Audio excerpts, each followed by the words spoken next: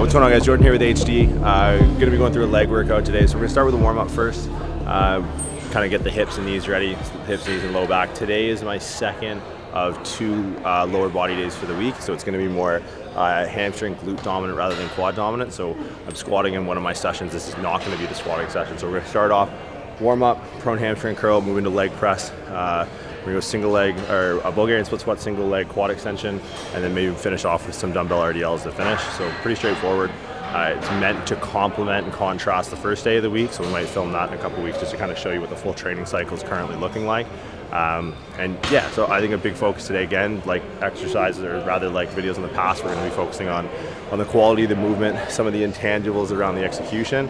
Again, if you guys have any questions, do leave it in the comment section below. I appreciate you guys reaching out. It's kind of been driving this whole video series. So if you guys want to see another workout, just let us know and we'll try to get it filmed for you guys. But we're going to try and get through this one today. And then, yeah, we'll go from there.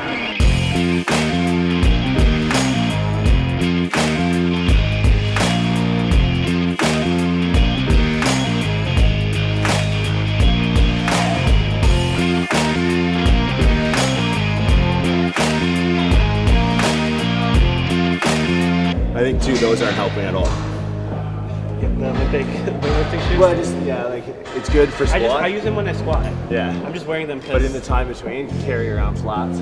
Yeah. Right, like this is just gonna elongate your posterior chain. That's gonna go right into that ish tube, right? Like, that's gonna go right into like the common insertion, adductor magnus, semis, hamstrings. Like, there's little shit, right? But I think with this, trying to maintain the posterior pelvic tilt while you extend the hip, you'll notice the core starts to go on you. We'll see. When I do these, like most people end up here. This is a terrible idea, right? Because have you ever seen a sprinter with an anterior pelvic tilt and hip extension? It's usually the guy who's tearing his hamstring, right? But if you can kind of train that associative mechanism of being here, right? My ribs are down. In a perfect world, I would prop up like this, but it's not. It's too narrow. Like I would go like this, and then tuck the tailbone kind of underneath. Right, so notice how like I'm not falling into that anterior tilt, creating that extension. I'm literally, most people's rate limiter and able to train their hamstrings in the extended position should be the control of their pelvis, right? So you should be able to be here. A few things, this machine's not built very well to get our hip into extension, right? Because it tents in the middle. It has you like fold over like a big cat on a log, right? You're like this, where it's like this puts our hip into flexion. It's like, well, if we're trying to train our hamstring in extension in the shortened position, propping up on your forearms when and where you can will allow you to shorten the muscle better. But anything that has a conscious control on rib cage over the pelvis, because like you watch any sprinter, like best is probably like you watch someone in the NFL, right? Like watch a running back being chased down by the opposite, like by the defense. The running back knows how to run. It's proper mechanics. It's rib cage over pelvis, and he doesn't fly off the handle. Everyone that's trying to catch him is like kicking himself in the back. So you'll never catch him with mechanics like that. So it's like, those mechanics leaves clues. And it's like, we might as well use those mechanics in here. So like, I just think ribs down, don't let the pelvis move, and teach, because like usually the side profile of Bolt when he runs, you can't see his other knee ever cross the plane of his quad. It's here, and then it's front side, 110, and then he strikes the ground hard.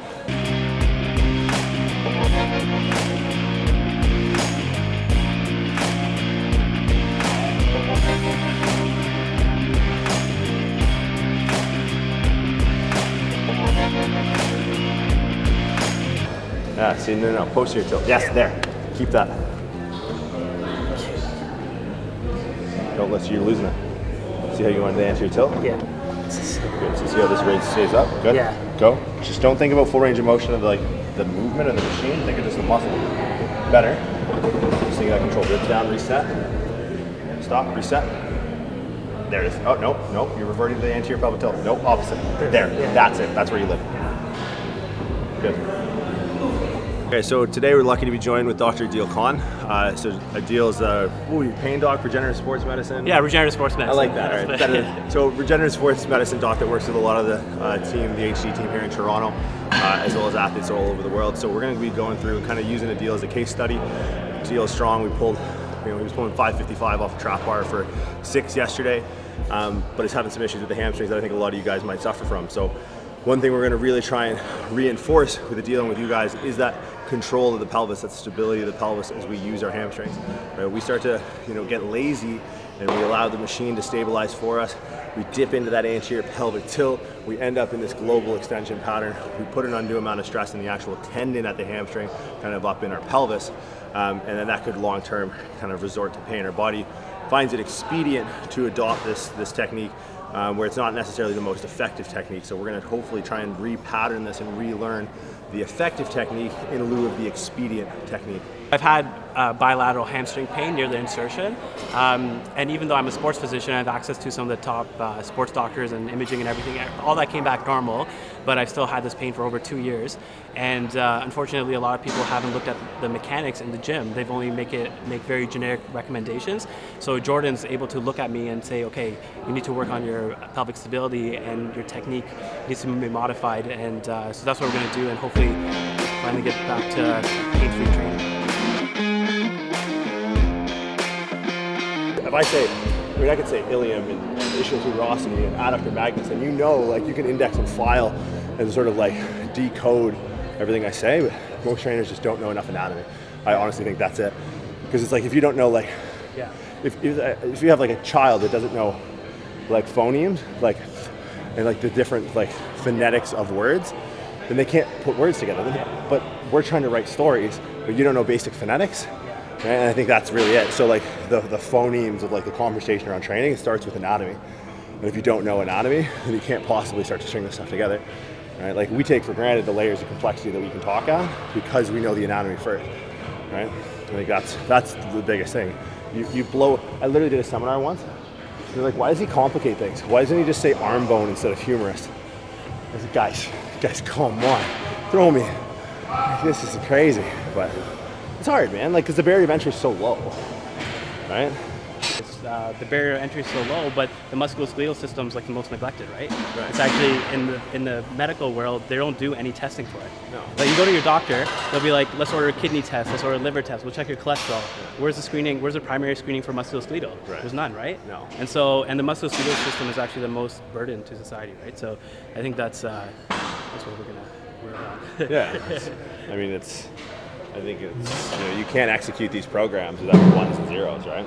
It's it's an organ system, right? It's a complex organ system, and you guys study integumentary more than you study musculoskeletal. But you guys will study skin.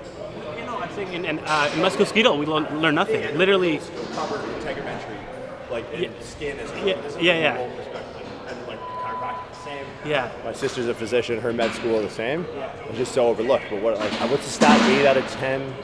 Of the deadliest diseases are preventable. Yeah. And it all comes down to and it's little things. Guess what's the most protective for that? Yeah, exactly. Exercise, and muscle itself is a protective organ. It secretes hormones and signals that actually protect you from cancer. Really? Yeah. That's why it's an organ system. That's what they're finding out now, right? Interesting. So the muscles aren't dumb. No, they're smart. They communicate. So they're actually I always say, the muscle is the organ of longevity. All right, so the last thing I want to talk about with this exercise before we move on is going to be just creating awareness, right? Think about how the different parts of your body are resting on the machine and don't let it ever rest. You might notice for some of you who are having hip or knee issues that one of your sides of your pelvis might be pushing into the bench more. Create a mental inventory of where your feet are pointed. Are they together? Is one wider? Is one toe facing down? Is one toe facing out? Is one pelvis driving into the pad more than the other? Try and calibrate. When we load, especially with barbells and stuff, gravity is always going to play the deciding factor. So trying to equalize and make symmetrical our movements when we have an opportunity of constant feedback, it just starts with awareness. Right? So be aware of your body's positions when utilizing machines, and you're going to be able to get the most out of it. Right? So you might have to use a little bit more oblique on one side to bring the pelvis to sort of correct for that shift in your pelvis or that torsion in your pelvis. But try and go head to toe inventory before you start every set. Create that awareness and try and make as symmetrical as you can your body's position on that machine. So that's something I want you guys to think about as you kind of carry on throughout your workout.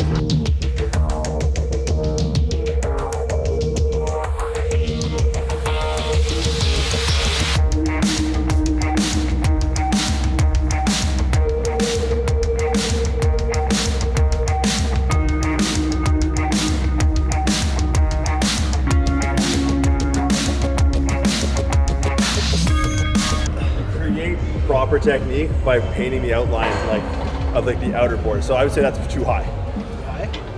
Find the middle of where you just were. Find like the Goldilocks middle bullet point. There you go. Do you turn it out at all, or You can slightly, but the idea is like you want to create more relative hip flexion extension than knee flexion extension. Right, so make your focus be in the bottom, flexing the hip more, not necessarily flexing the knee. So it's like the shank angle, like the shin angle, shouldn't really change that much. But this should just be a lever. Right? If you find like you're too low, if the tibia starts to shift like that, right? And I think the hardest part is most people go too high because they create a dose-dependent relationship around the movement. More glute and ham if it's higher, then they end up up here. So once you get into like the 110, 120 knee flexion range, super unstable at the knee. Like your quadriceps just aren't there to kind of do what they need to do to create effective tension. Your hamstrings are out of range, and so it's kind of this weird no man's land. I would say keep it wherever you're at where you maintain like a constant angle of like the shank or like the tibia, and you just lever this into flexion extension. That should be like your main focus.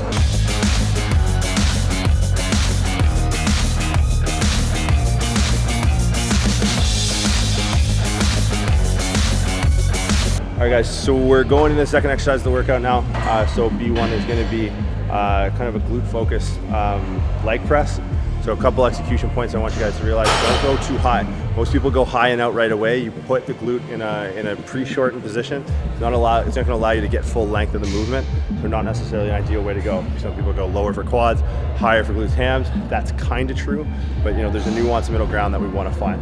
Second to that, I'm going to keep a little bit of a forward tilt, keep my ribs over my pelvis, make sure my pelvis stays nice and stable, and then just going to be a focus on keep the big toe in contact, right? Our posterior chain starts with the big toe, it doesn't start with the heel, so we don't want the toes to come up, and then we're just going to try and get as much activation during that tension in the short range as possible. So have your tempo indicate more time spent in the lengthened position in which this exercise is really going to win, right? So squat, a leg press are all exercises that challenge the glute in its lengthened position. So we don't want a tempo that leaves us, spending a lot of time in the extended position if we want to spend some time, or if the exercise really wins in the lengthened position. So that's going to be some kind of Cole's notes I want you guys to look for as you sort of watch me and Adeel execute this movement.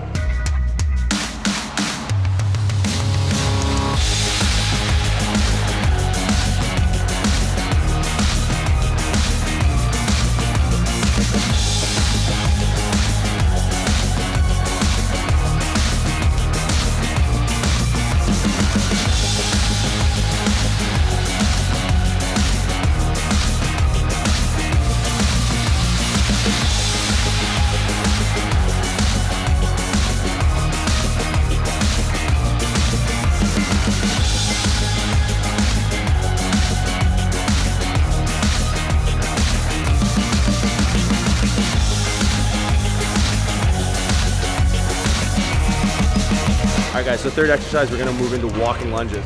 And the biggest issue people have in walking lunges is pick a target. Right, so we're gonna walk on the lane lines, old Charlie Francis trick, right? So we're gonna have a target to make sure that we're focused on every rep. I think lunges, we just end up in like this position of infinite space. We forget kind of proprioceptively where we're at. So we're gonna try and kind of paint the lane line a little bit, making sure every rep looks the same. So we're just gonna go there and back, work on getting into that, like we talked about in our warm-ups. We're gonna try and maintain posterior pelvic tilt. We're gonna try and get into hip extension. We're gonna try and create internal rotation of that back hip. So we had some higher output there with the leg press.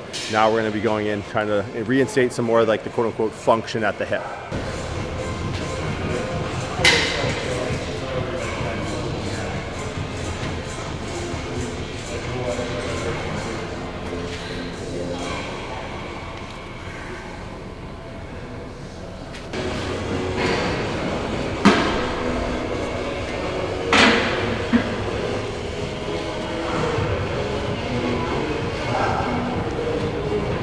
It's gonna be embarrassing. It's gonna be embarrassing. Lose the kicks. Yeah. So I would start off like gradual increase in stride length. So don't lay it out, especially with what we think the mechanism behind the hamstrings might be. Right. Yeah. Right. So we don't want to promote. Yeah. that. Exactly. Sometimes I've been doing lunges with like a little step up. Yeah. But because that's fine. Yeah. But this is obviously with no step up. So I would just start like a shorter, more conservative stride. Yeah. Because we talked about like sprinting mechanics, kind of dictating how we think about this, right? When you watch someone overstride and extend, right? This is where they tear the hamstring. because they're no longer over the center of mass. And like, I heel strike, like when they cock the hammer and drive the nail, right? This is landing right in the middle of their combined center, their center of mass. But if you start to reach and you don't have the torso and the pelvic stability to maintain rib cage over pelvis, and you're not here, but you're here leaning back in your structure, your hamstrings are going to get too much applied force, and that's when we start to run into issues. So it starts shorter stride. No, I've injected a lot of hamstring tears over the years. Get your hamstring into your calf. Push out. One. There. Now ribs down. So when you get here, like when you're here, like my ribs are still over my pelvis. I'm only in 30 degrees, because if I was here, I'm pulling on my center of mass. So keep the ribs down. Good. Now I want you to come up and get here. So bring this in here. Right, yeah, this one. No. So step forward. Just start from the top. Yeah. Step forward on the right. Good. Get your fucking hand off me. Good. Now so stand up to here with that leg. Now bring it to here. Tuck your ribs down. Think of what your arms do when you run. Yeah. Like if I get here, as you run the lane line, that your knee and your thumb are kind of like coming towards, converging towards this line, right? So then as we lunge, we're like here, right? Whole body. It's also a little bit uncomfortable on my hamstrings. So but use your upper body. So right now, you should start rotating your left shoulder towards your right hip. Left shoulder, okay. Okay, use your obliques to constantly go like, there you go, ribs down. Body sits here because your facets rest in your facets, right? Your sacrum rests on L5, right? You're falling into structure rather than like, using function, right? So it's like, I think if you just focus on like allowing this not to just happen, but to be a purposeful expression, like your external oblique, like ipsilaterally, laterally flex, contralaterally rotates, but it also posteriorly tilts the pelvis. So we're trying to ease up on that hamstring, let this posteriorly tilt, let our obliques pull us into this like contralateral pattern, and then as we come down, we can maintain pelvic stability, right? Because we don't have necessarily like a foot underneath us. Like if I'm like this, I can do whatever the fuck I want, because when I come down, I'm right underneath my midfoot. But as I stride long, I don't have structure underneath me anymore. So I need to use, think of like a bridge that has posts underneath pushing up, but think of a suspension system that pulls it from above. Your obliques are the suspension system that keeps your pelvis stable because you don't have anything under here anymore. You don't have a post pushing up. So this suspension wire from your, so if I'm coming through like this, like my foot's ahead of me, I know this, so I need to get my center of mass over there. So I'm starting to internally rotate this hip, rotate to the opposite side. And now this is a super long, exaggerated, but look where my chest is. Yeah. And my chest is on my knee because I can only get 30 degrees of hip extension. If I'm here, I'll create 70, 80 degrees of hip extension, but at the sacrifice of just losing my pelvis position. The only way I can stay upright with that level of hip flexion is by sacrificing the internal stability of the pelvis, right? So I no longer, if I go like this, I lose that guy wire system that's holding up my pelvis because I don't have that buttress underneath anymore because there's just nothing there. I should throw you on the ground in a second. There you go. Big toe. Didn't have push off from there. Come up straight from the elbow. So if you think about coming across from here to here, like rotate across slightly, but keep this here. Right? Dissociation of like your T-spine and your pelvis. Now flex this VMO. Terminally extend the knee. Okay, so actually lock out. Yeah, so because the only way you can do that is if you turn this glute med on and pull that lateral stability of the femur. Like if you're out here, not gonna happen. Yeah. So now create. Good, next up. Switch hands. Forward. Stop. Flex. So find awareness of here. Like think proximal lateral, distal lateral, proximal medial. So VMO clamps down the medial knee, and then glute med clamps down the lateral hip. Because it's just taking the femur like a safety pin and screwing it in place. So flex the VMO. Good. Yeah, so for a lot of people who are struggling with injuries, they may go to a therapist, but the therapist never actually watches them load or watches them actually work out. Like that can be all the game changer, right? Like I went to 5 different chiros and physios and none of them watched me do any of this, right? They just kind of put me on a table, did some work, put some needles in me, did some laser. Sometimes they gave me some corrective exercises. But if I deadlift 550 pounds, doing corrective exercises with no load, Right. how far is that going to get me, right? Sure, especially if the load is, in a way that's putting too much applied force to some of the tissues, right? Like we can try and strengthen, we can try and strengthen the knee, we try and strengthen the hip, but it's like if the hip has to manage too much of that 550 pounds for however many, 6 reps, right? It's like it's never going to be as strong as it has to be to like hold up to the applied force that comes with aberrant mechanics of the lift, right? So true injury prevention is programming and fatigue management, but more importantly on a day-to-day in how we attenuate or how we accumulate that fatigue over time with the way we execute movement. So it's really technique and programming. And all the corrective exercise, if it doesn't tie into that, if your corrective exercise isn't, just mitigating load from a programming standpoint, or isn't meant to alter your awareness of a particular position, improve your technique, then it's not a corrective exercise, right? But it has to have that link then to, if you can't say this exercise will help improve the technique of this or create awareness in this position, or if you can't say that, hey, this is actually a deviation of an exercise that minimizes how much we can actually load that pattern, then it's not a corrective exercise. Right? So that term has kind of been lost, but I think it's a useful term to have because it creates a roadmap of progression to get us back to being able to load injury free, right? Like especially in chronic pain, and you can probably attest to this better than anyone, we don't heal chronic pain.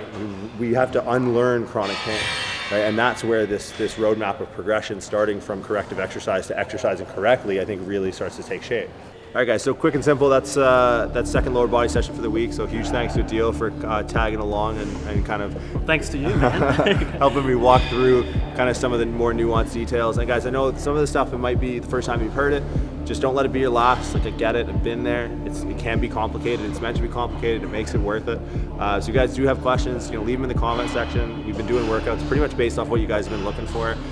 So me and Adeel are going to be doing some more stuff on, again, like more the injury side. How do we manage? How do we mitigate risk? So if you guys want to see anything like that, just drop a comment below. Tag us, find us on Instagram. We'll have all that stuff in the little notes below. So guys, thanks for tuning in. Make sure you subscribe to the HG Muscle channel. Give us a follow on Instagram, and then if you have comments, just leave them below.